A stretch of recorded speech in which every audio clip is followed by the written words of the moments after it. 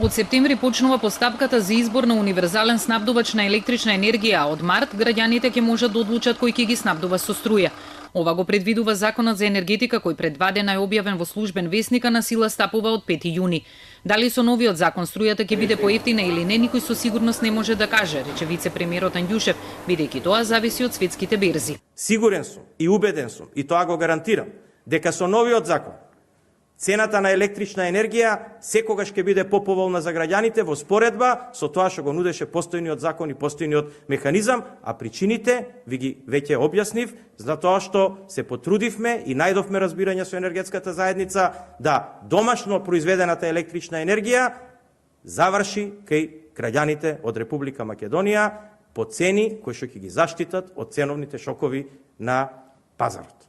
Изборот на универзален снабдувач ќе се врши со јавен оглас на тендер кој ќе го подготвува координативно тело составено од владата, Регулаторната комисија за енергетика и Министерството за економија. Законот, рече Анѓушев, предвидува повеќе да не се признаваат непродуктивните трошоци и за гарантираните профити на компаниите, што со години го правеше Регулаторната комисија, кога ја утврдуваше цената на струјата.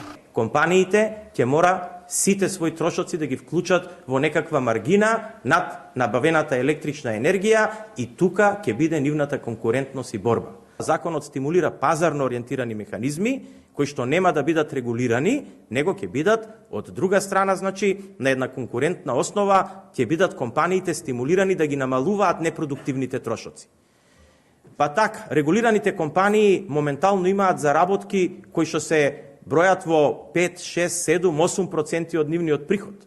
Додека, ако видите во светот, компаниите кои што се на слободен пазар, нивните профити се во рамките меѓу 1 и 2% од нивниот приход, а многу често прават и загуби.